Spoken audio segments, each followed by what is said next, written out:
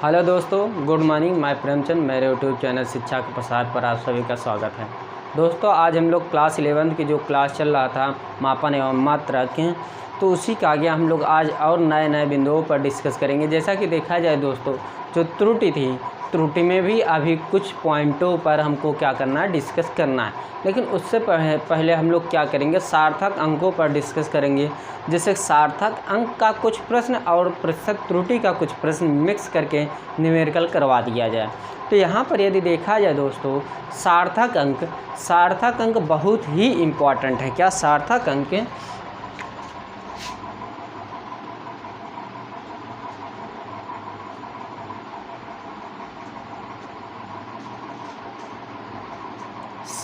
अंक सार्थक अंक है जो दोस्तों, ये बहुत ही इम्पॉर्टेंट है। तो जैसा कि इसमें दो शब्द लिखना है। क्या दो शब्द? यथार्थपूर्वक। क्या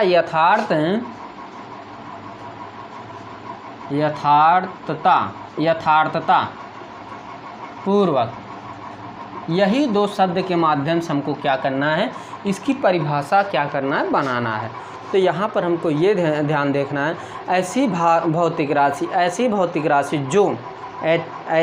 राशि जो यथार्थतापूर्वक व्यक्त किया जाए। क्या? यथार्थतापूर्वक व्यक्त किया जाए तथा इसमें प्रयोग में लाए गए जिन अंकों की सहायता से इनका निर्माण किया जाता है, उन्हें हम सार्थक अंक कहते हैं। क्या? सार्थक अंक।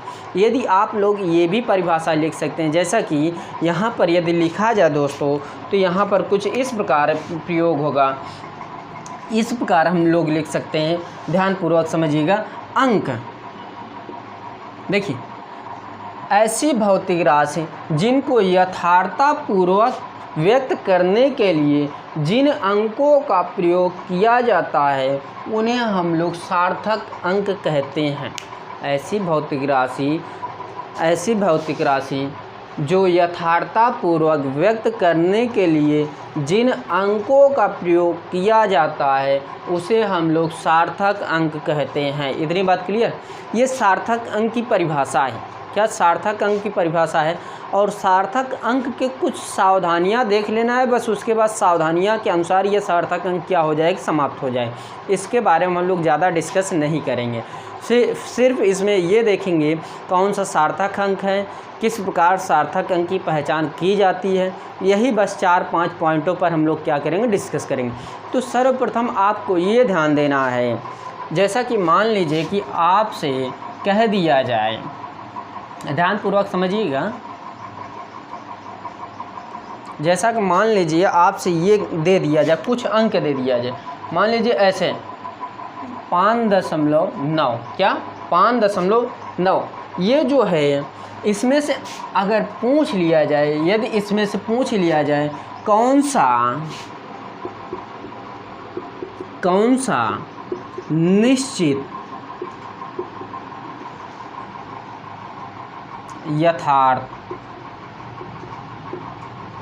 यथार्थ के स्थान पे हम लोग क्या, निश्चित सार्थक अंक है, तथा कौन सा अनिश्चित सार्थक अंक है। जैसे कि ये 2 अंक दिया है और इसमें से 2 चीज़ों पर क्या किया जा रहा है, प्रश्न उठाया जा रहा है। सर्वप्रथम ये उठाया जा रहा है कि इसमें से कौन सा निश्चित सार्थक अंक है और इसमें से कौन सा अनिश्चित सार्थक अंक है। तो ये आपको ध्यान रखना है। ये कभी कदार ऑब्जेक्टिव में पूछ लिया जाता है। क्या? ऑब्जेक्टिव में कभी कदार पूछ लिया जाता है। यदि मान लीजिए कि नहीं पूछा गया, तो आपको ये जानना बहुत ही ज़रूरी है, कौन सा निश्चित सार्थक अंक है, कौन सा अनिश्चित सार्थक अंक है। तो हमेशा ये देखा करिए, मान लीजिए कि यहाँ 5.9 दिया है, तो हमेशा जो लेफ़्ट तरफ होता है और जो राइट तरफ, इसमें से जो लेफ़्ट तरफ होता है, इसको हम लोग निश्चित सार्थक अंक कहते हैं। क्या? निश्चित। यानी कि ये निश्चित है कि ये क्या है, सार्थक अंक है। और ये क्या है, अनिश्चित सार्थक अंक है। यानी कि इसमें से जो लेफ्ट तरफ रहेगा दोस्तों ये क्या रहेगा, निश्चित सार्थक अंक रहेगा, और जो राइट तरफ रहेगा ये अनिश्चित सार्थक अंक रहेगा। इतनी बात क्लियर। ये आप लोग लिख सकते हैं फर्स्ट पॉइंट में, सार्थक अंकों में निश्चित सार्थक अंक तथा अनिश्चित सार्थक अंक की पहचान करने के लिए ये पॉइंट लिखना है। जो जैसा कि इस प्रकार लिखिएगा जो मैं बोलने जा रहा हूँ। फर्स्ट पॉइंट डालिएगा, फर्स्ट पॉइंट में लिखिएगा बाएं तरफ, दशमलव के बाएं तरफ की संख्या को हम लोग निश्चित सार्थक अंक बोलते हैं, और दशमलव के दाएं पक्ष के अंकों को हम लोग क्या कहते हैं, अनिश्चित सार्थक अंक बोलते हैं। फर्स्ट पॉइंट यही लिखना है। ओके, ये कुछ जानना बहुत ही ज़रूरी है आपके लिए। जैसा कि यहीं पर आपसे कह दिया जाए, देखिएगा ये सभी पॉइंट, एक पॉइंट मैंने लिखवा दिया। अब दूसरे पॉइंट में आप लोग ये लिख सकते हैं, जैसा कि मान लीजिए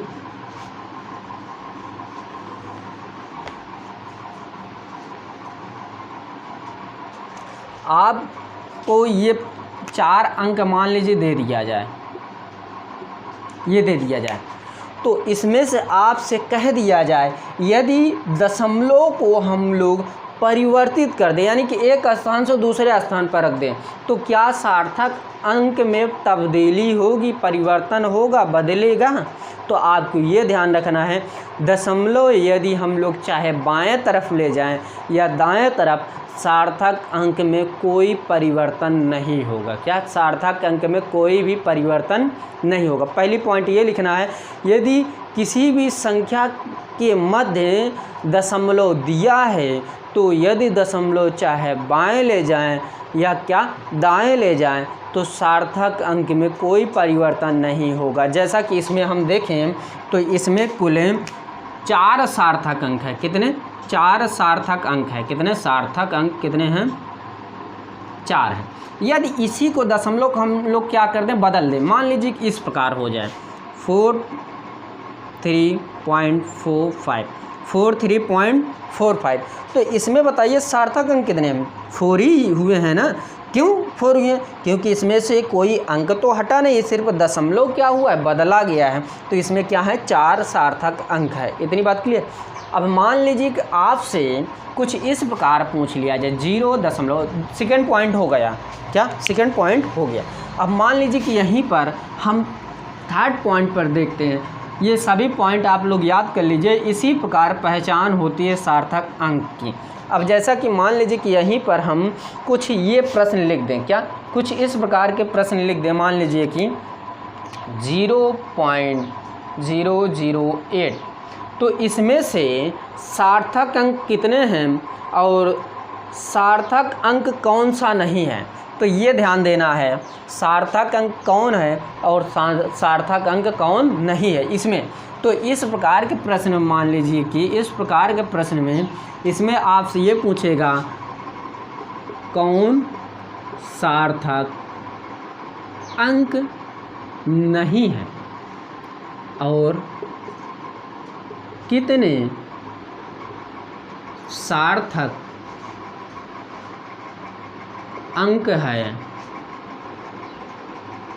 तथा कौन कौन सी संख्या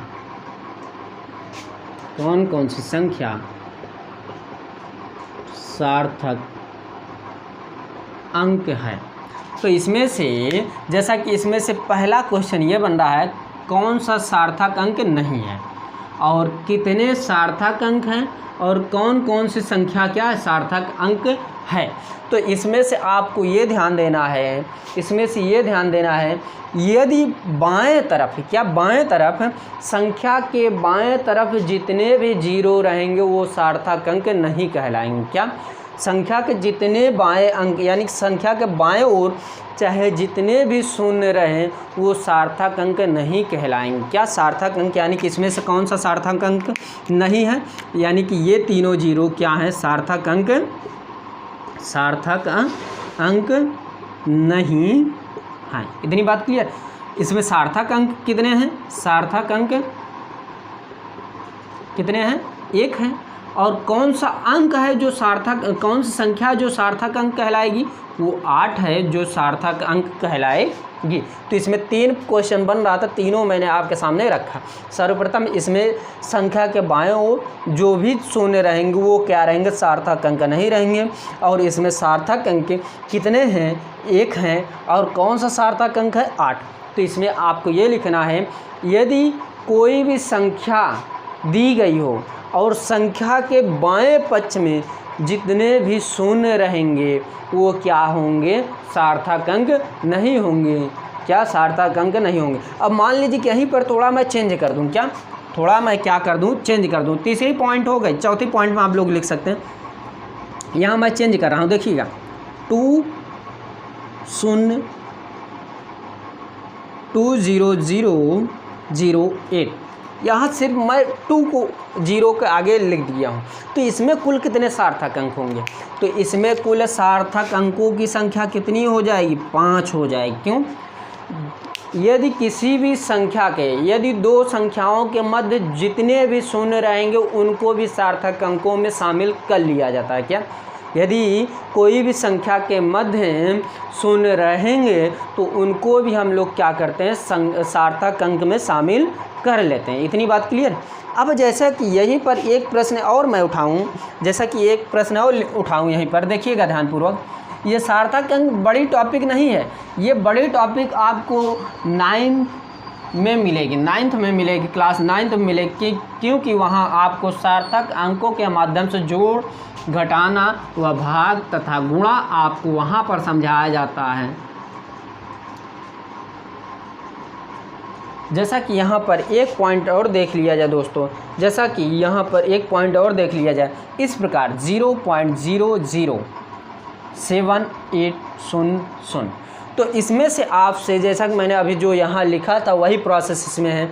इसमें आपसे ये पूछा जाएगा कितने सार्थक अंक हैं और कितने सार्थक अंक नहीं हैं, या इस प्रकार भी पूछे जा सकते हैं, कौन सी इसमें सार्थक अंक नहीं है और कितने सार्थक अंक हैं और कौन कौन से सार्थक अंक होंगे। तो यहाँ से आपको ये देखना है। तो मैंने क्या अभी बताया कि संख्या के बाईं ओर जो भी संख्या, जो भी 0 रहेगा वो क्या रहेगा, सार्थक अंक नहीं कहलाएगा, सार्थक अंक नहीं कहे जाएंगे, ये सार्थक अंक नहीं कहे जाएंगे। लेकिन इनके बाद यदि शून्य लगा है तो उनको हम लोग क्या कहेंगे, सार्थक अंक मानेंगे। अब जैसा कि आपसे पूछ लिया जाए जो प्रोसेस है, इसमें से कुल कितने सार्थक अंक है दोस्तों, तो आप कहेंगे कितने, 4 हैं सार्थक अंक, कितने, 4 सार्थक अंक हैं। यदि बाएं तरफ शून्य है तो उसको सार्थक अंक में मिक्स कर लिया जाता है, क्या मिला लिया जाता है। इसको आप लोग ध्यानपूर्वक देखिएगा, बहुत ही क्या है, इम्पॉर्टेंट है, क्या इम्पॉर्टेंट। तो ये रही सार्थक अंकों पर कुछ अहम बातें। जैसा कि मान लीजिए कि इसमें कुछ पॉइंट आता है, जैसे घात में हो गया प्रोसेस सार्थक अंक, घात में जो होता है प्रोसेस माइनस में, यानी कि निगेटिव है या पॉजिटिव, वो बातें भी इसी के अंतर्गत आ जाती हैं। जैसा कि यदि मैं इसको देखूं, इसी पर ध्यानपूर्वक देखिएगा, जैसा कि मैं जो लिखा हूँ 0.007800, इतना लिखा हूँ ना, तो इसको मैं इस रूप में भी तो बना सकता हूँ दोस्तों, इस रूप में भी बना सकता हूँ, 10 की पावर क्या 2, यही तो बनेगा, ये बन जाएगा ना। तो ये भी क्या रहेगा, सार्थक अंक कहलाया जाएगा। तो इसी में मैं मिक्स करा दिया हूँ। आप लोग ये मत सोचिएगा सर जी घात वाले की तो कोई भी प्रकार, किसी भी प्रकार के डिस्कस नहीं की, तो इसी में मैं मिक्स करके करवा दिया हूँ। यदि घात में पढ़ाऊँगा तो वो प्रोसेस थोड़ा अलग होता चला जाएगा, इसलिए माइनस और प्लस पे दोनों पर हमको क्या करना पड़ेगा, डिस्कस करना पड़ेगा, जो कि ये क्लास 9th की टॉपिक है। इतनी बात क्लियर। अब हम लोग इसी के आगे त्रुटियों पर चलते हैं, जो त्रुटि शेष बाकी है उस पर हम लोग न्यूमेरिकल भी देखेंगे और देखेंगे कौन कौन सा त्रुटि बाकी है। इसको रफ किया जाए दोस्तों।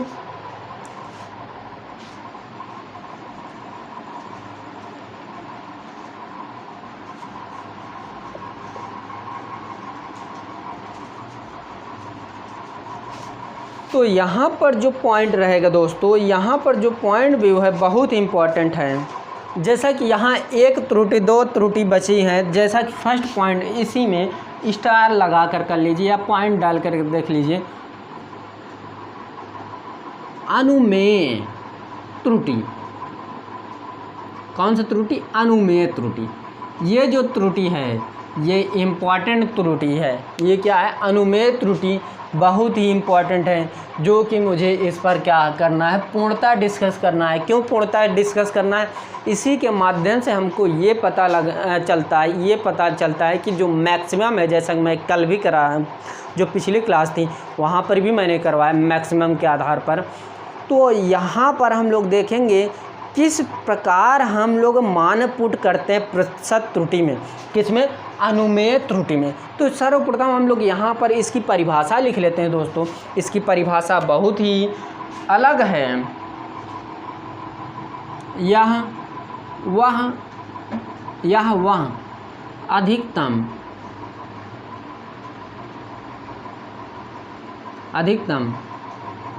प्रतिशत त्रुटि है। यह वह अधिकतम प्रतिशत त्रुटि है जो कि प्रयोग में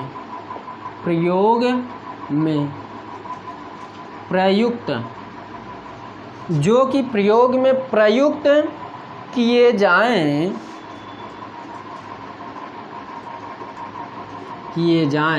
तो मापक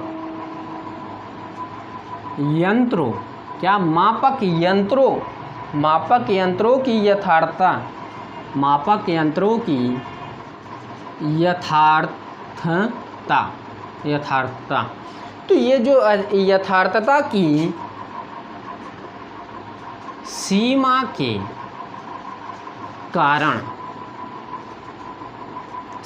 के कारण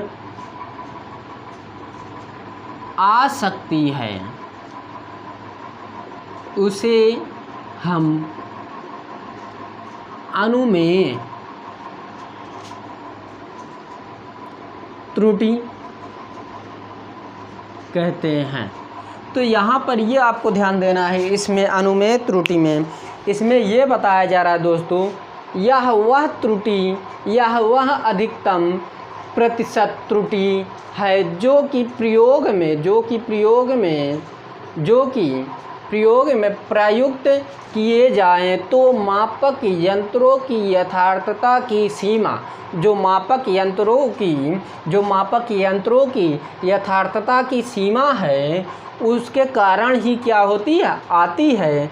तो उसे हम लोग क्या कहेंगे? अनुमेय त्रुटि कहते हैं। और अनुमेय त्रुटि के अंतर्गत ही हम लोग कुछ अन्य पॉइंटों पर डिस्कस करेंगे। जैसा कि यहीं पर हम लोग देखें अनुमेय त्रुटि के अंतर्गत, तो यहाँ पर आपको ये लिखना है, यदि किसी प्रयोग में क्या प्रयोग में किया जा रहा है ये आप लोग देखिएगा। जैसा कि यहाँ पर आप लोग देखिएगा तो यहाँ पर ये बनेगा दोस्तों, y बराबर a² b² बटे, मान लीजिए कोई भी पद मान लीजिए, जैसा कि यहाँ a² b² है, उसी प्रकार नीचे क्या हो जाएगा? c² हो जाएगा। तो इसको हम लोग यदि किसी प्रयोग में राशियाँ ली जा रही हैं, ये राशियाँ क्या की जा रही हैं? ली जा रही हैं। तो इसके अंतर्गत हमको क्या करना है? समझना है। तो जैसा कि यहाँ पर देखा जाए तो y में अनुमेय त्रुटि, y में अनुमेय त्रुटि। तो जब अनुमेय त्रुटि की कहीं भी चर्चा की जाएगी, डिस्कस की जाएगी, तो प्रोसेस इसी के अकॉर्डिंग चलना है। जैसा कि ये y है, जो ये y है इसको हम लोग इस प्रकार बना सकते हैं। क्या? इस प्रकार भी बना सकते हैं। सर्वप्रथम हम लोग इसको नॉर्मल रूप से कर लें। जैसा कि ये जो प्रोसेस है, जैसा कि यहाँ पर देखिएगा y बराबर ये a² है, a² b² है, b²। ये देखिए घात इसकी पॉजिटिव है ना, ऊपर जाएगी क्या हो जाएगी? निगेटिव हो जाएगी। तो ये c का पावर क्या हो जाएगा? -2। तो यहाँ पर हम लोग लगा सकते हैं अनुमेय त्रुटि। क्या? अनुमेय त्रुटि y में अनुमेय त्रुटि। जब y में अनुमेय त्रुटि लगेगा दोस्तों, तो यहाँ पर ये भी प्रोसेस लगेगा, ध्यानपूर्वक देखिएगा। तो यहाँ पर हो जाएगा डेल्टा y बटे y इंटू 100 कर सकते हैं क्या, डेल्टा y बटे y इंटू 100 ये लग सकता है। ये जो 100 है ये प्रतिशत में रहेगा, ध्यानपूर्वक। तो इसी का आगे जैसा कि यहाँ पर देखा जाए तो यहाँ पर ये हो जाए प्रोसेस। देखिए ये 2 है, 2 को हम लोग आगे रखेंगे जब कहीं भी प्रतिशत त्रुटि का सवाल सॉल्व किया जाएगा, इसी प्रकार किया जाएगा जैसा कि यहाँ पर हो जाएगा डेल्टा a बाई a। इतनी बात क्लियर। फिर पॉजिटिव लगाएंगे, प्लस लगाएंगे, क्योंकि इसकी घात क्या है, प्लस में है, तो इसकी घात प्लस में लगाएंगे। तो यहाँ पर समझिए ध्यानपूर्वक, ये भी क्या आ जाएगा, 2 आगे आ जाएगा, तो डेल्टा b बाई b हो जाएगा। ये देखिए माइनस में, तो ये माइनस, यहाँ प्लस हमेशा होता है, लेकिन प्लस और माइनस क्या हो जाएगा, -2 delta c by c into क्या हो जाएगा 100%, क्या इंटू 100% हो जाएगा। इसी के अकॉर्डिंग हमको अभी आगे चल कर न्यूमेरिकल भी क्या करना है, सॉल्व करना है। ध्यानपूर्वक समझिए, बहुत ही मज़ा आएगा इसमें। जैसा कि यहाँ पर ये हो गया, अब यहीं पर ये कह दिया जाए, क्या यहीं पर ये कह दिया जाए y में, क्या y में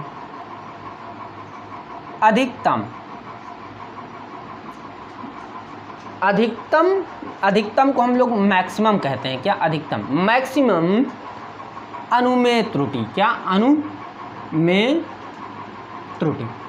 जब अधिकतम की चर्चा चाहे जहाँ पर की जाएगी तो आपको ये ध्यान रखना है, जब अधिकतम की यानी मैक्सिमम की चर्चा कर दी जाएगा तो वहाँ हमेशा जो निगेटिव रहता है वो पॉजिटिव में तब्दील होता है, क्या नेगेटिव जो रहता है वो पॉजिटिव में तब्दील हो जाता है। जैसा कि यहाँ पर देखा जाए, यहाँ पर कुछ पॉइंट हम लोग क्या करते हैं, रफ कर देते हैं। देखिएगा, ये आपको इसलिए समझाया जा रहा है जिससे कि ये आपका न्यूमेरिकल में क्या हो, मदद हो इसके माध्यम से।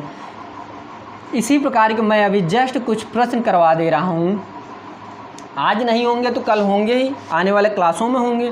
तो यहाँ पर हम लोग देखेंगे, जैसा कि ये जो प्रोसेस मैंने लिखा, क्या y में अधिकतम अनुमेय त्रुटि। तो यहाँ पर जब अधिकतम की डिस्कस की जाए, चर्चा किया जाए, तो यहाँ पर कुछ इस प्रकार लिखा जाएगा दोस्तों, डेल्टा y बटे y इंटू क्या हो जाएगा 100%, क्या 100% हो जाएगा। जब 100% हो जाएगा दोस्तों तो ये इस प्रकार लिखा जाएगा, जैसा क्या ये प्रोसेस वही रहेगा, सिर्फ माइनस वाला प्लस हो जाएगा, बस हो गया। यहाँ आप लोग ये भी कर सकते हैं, 2 को कॉमन भी ले सकते हैं, क्या 2 को कॉमन भी ले सकते हैं। यदि कॉमन ले लेंगे तो भी सही रहेगा, नहीं कॉमन लेंगे तो भी सही रहेगा। तो यहाँ पर 2 डेल्टा a बाई क्या a plus 2 delta b by b। अब यहाँ माइनस, ये जब अधिकतम लगेगा क्या हो जाएगा, किस में तब्दील हो जाएगा, प्लस में तब्दील हो जाएगा।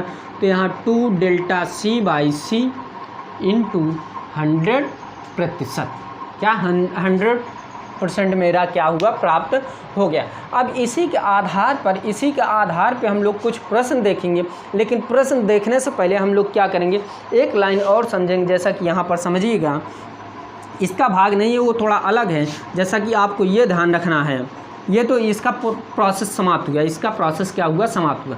तो आपको एक सूत्र याद करना है जो कि पूछता है इस सूत्र के माध्यम से न्यूमेरिकल। जैसे कि यहाँ प्रायोगिक, क्या प्रायोगिक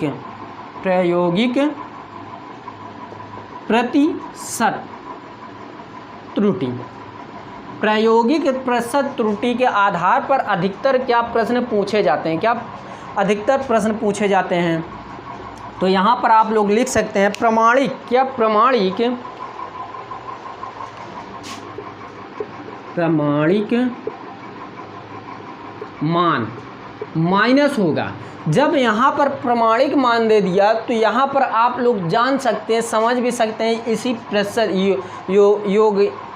प्रायोगिक प्रतिशत त्रुटि के आधार पर हम लोग वहाँ जान सकते हैं कि जब इस प्रकार पूछा जाए, जब यहाँ पर प्रमाणिक मान हो गया तो वहाँ पर मेरा हो जाएगा प्रायोगिक मान, क्या प्रायोगिक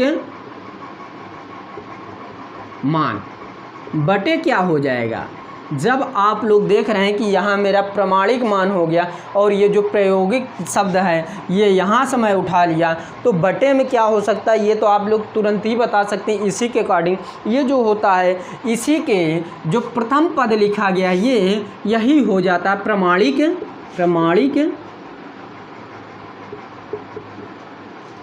प्रमाणिक मान। ये जो प्रायोगिक शब्द है यहीं से लिया गया, लेकिन इसकी डिस्कस हम लोग अभी नहीं करेंगे। क्यों नहीं करेंगे?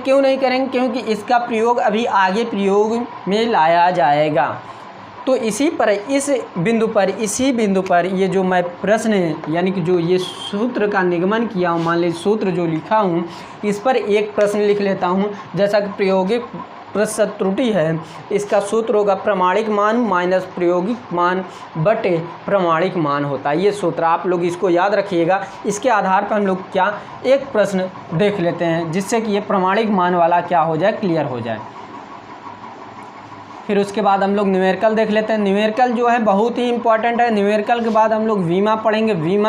वीमा आप लोग ये देख सकते हैं कि बीमा जो है मापन व मात्रक के अंतर्गत ही आता है, लेकिन यहाँ हम लोग अलग चैप्टर वाइज करवाएंगे, लेकिन एनसीईआरटी में पूरा एक कर दिया गया है। तो यहाँ पर यदि देखा जाए दोस्तों, एक प्रश्न देख लेते हैं। तो जैसा मान लीजिए कुछ इस प्रकार प्रश्न है। जो ये प्रश्न है दोस्तों बहुत ही इम्पोर्टेंट है। जैसा कि यहाँ पर देखिएगा, जल में वायु के सापेक्ष अपवर्तनांक, जल में वायु के सापेक्ष अपवर्तनांक 1 यानी कि 1.33 होता है तथा एक विद्यार्थी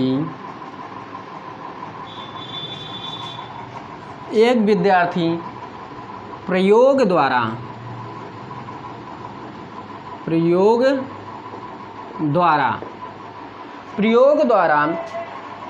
इनका मान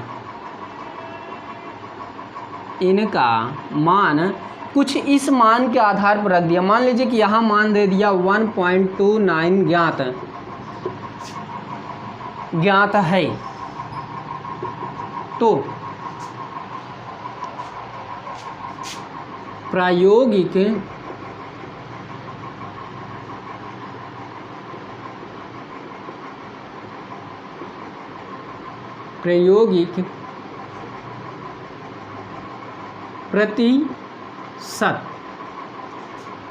प्रतिशत त्रुटि ज्ञात कीजिए। ये देखिए प्रश्न है। जैसा कि मान लीजिए कि यहाँ इस प्रश्न में ये बताया जा रहा है जल में वायु के सापेक्ष अपवर्तनांक कितना है, यानी कि ये कह दिया कि जल का जो मान है वायु में अपवर्तनांक उसका कितना 1.33 है, यानी कि 1.33 होता है। तथा एक विद्यार्थी ने प्रयोग द्वारा यानी कि सिद्ध किया, यानी प्रयोग किया, परीक्षण किया, तो उसने उसका मान ये बताया, यानी कि ये ज्ञात कर लिया। तो हमको क्या करना, प्रायोगिक प्रतिशत त्रुटि क्या करना है, ज्ञात करना है। तो इसमें हमको ये देखना है कि कौन कौन सा मान क्या किया गया है, दिया गया है। तो यहाँ पर आपको ये ध्यान देना है जो प्रमाणिक है, क्या प्रमाणिक मान है, तो प्रमाणिक जो मान होता है वो हमेशा अपवर्तनांक के अकॉर्डिंग ही देता है। जो अपवर्तनांक रहेगा, चाहे जल का रहेगा चाहे कांच का, वही मेरा मान क्या कहलाएगा, वही मेरा मान कहलाएगा प्रमाणिक मान। क्या, चाहे जो भी जल के सापेक्ष या वायु के सापेक्ष या कांच के सापेक्ष, जो भी जिसके भी सापेक्ष पूछे, जो भी अपवर्तनांक रहे वो हमारा प्रमाणिक मान कहलाएगा। अब उसी का आगे जैसा कि ये जो मान दिया ये क्या है, ये मेरा क्या होगा, ये प्रायोगिक मान है। जैसा कि यहाँ पर बता दिया गया जो विद्यार्थी प्रयोग किया गया वही प्रायोगिक मान कहलाएगा। प्रायोगिक मान, और प्रायोगिक मान जो है, प्रायोगिक मान है 1.29 है। तो बचा क्या मेरा, प्रायोगिक प्रतिशत त्रुटि। प्रायोगिक प्रतिशत त्रुटि। तो ये हमको ज्ञात करना है। तो आप लोग जानते हैं कि प्रतिशत त्रुटि का जो फार्मूला होता है प्रायोगिक प्रतिशत त्रुटि का, तो ये होता है प्रायोगिक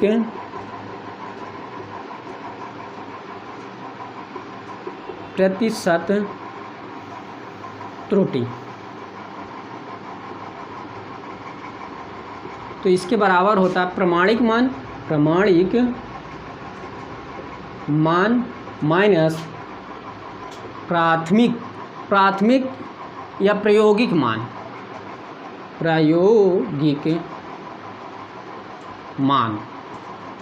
बटे क्या हो जाएगा प्रामाणिक मान। तो यहाँ आप लोग देखिएगा, जैसा कि यहाँ पर देखा जाए जो प्रामाणिक मान है दोस्तों, प्रामाणिक मान मेरा 1.33 यानी कि 1.33 माइनस है माइनस, और प्रायोगिक मान जो है प्रायोगिक मान 1.29 दिया है बटे जो प्रमाणिक मान दिया है दोस्तों वो दिया है 1.33। यहाँ पर देखिएगा ये कैलकुलेशन है, तो आप लोग इसको इस प्रकार घटाइएगा। 1.33 है तो दशमलव के सामने दशमलव रखिएगा, तुरंत क्या करिएगा आप लोग घटा दीजिएगा। देखिए 3 में से तो 9 जाएगा ना, एक इससे कैरी ले लिया यानी कि 13 हो गया उधार, यानी कि एक उधार लिया तो 13 हो गया। जब 13 में से 9 जाएगा दोस्तों कितना बचा, 4 बचा। जब 4 मेरा बचा तो यहाँ बचा क्या 2 में से 2 गया क्या 0, दशमलव 1 में से 1 गया 0, यानी कि यहाँ पर मेरा जो मान प्राप्त होगा 0.0 यानी कि 0.0 और 4 बटे क्या है मेरा है दोस्तों, बटे मेरा है क्या 1.33। तो यहाँ पर देखिए कितने अंक बाद यहाँ पर 0.2 अंक और यहाँ कितने अंक बाद हैं 0.2 अंक। तो हमेशा जब अंकों जो रहे अंक के बाद जो दशमलव रहे, यदि अंक के बाद जो दशमलव रहे, यदि अंकों की जो प्रतिशत यानी कि जो बराबर संख्या है, यानी कि 2 अंक बाद यहाँ पर भी दशमलव है और 2 अंक बाद यहाँ पर भी दशमलव है, जब बराबर है तो दशमलव हमेशा क्या होता है कैंसिल आउट हो जाता है। तो यहाँ ऊपर बचा क्या 4 बटे क्या हुआ 33। जब आप लोग 4 में मान लीजिए जब आप 4 में 133 से भाग देंगे तो इसका मान कुछ 0.003 इतना प्रतिशत आएगा। और जब ये प्रतिशत कन्वर्ट होता है इसमें यानी कि सही रूप में, तो इसको हम लोग इस प्रकार लिखते हैं यानी कि लगभग 3% लेंगे क्या ये, यानी कि ये किसके अकॉर्डिंग लिया जाएगा, ये हमारा प्रमाणिक मान के अकॉर्डिंग लिया जाएगा। यदि आप लोग इतना नहीं लिखते हैं तो इतना भी लिखेंगे तो चल जाएगा, यदि इतना नहीं लिखे इतना लिख देंगे तो भी ये क्या होगा चल जाएगा। तो ये रहा मेरा आंसर प्राप्त हो गया, यानी कि जो आंसर प्राप्त हुआ वो क्या हुआ 0.003% मेरा आ गया। तो इसी को हम लोग क्या कन्वर्ट कर सकते हैं 3% कन्वर्ट कर सकते हैं, यानी 3% लिख सकते हैं। तो ये रही बात प्रतिशत त्रुटि के कुछ न्यूमेरिकल और सार्थक अंकों पर। लेकिन इसके आगे जो क्लास रहेगी दोस्तों वो सिर्फ न्यूमेरिकल पर रहेगी और न्यूमेरिकल के हम लोग क्या करेंगे डिस्कस करेंगे। तो दोस्तों यदि मेरी क्लास अच्छी लग रही हो तो प्लीज़ लाइक कीजिए, शेयर कीजिए, कमेंट करना ना भूलें। कमेंट ज़रूर किया करिए और लाइक भी किया करिए। तो हम लोग यहीं पर आज इसकी क्लास समाप्त करते हैं, जो सार्थक अंक चला और प्रतिशत त्रुटि।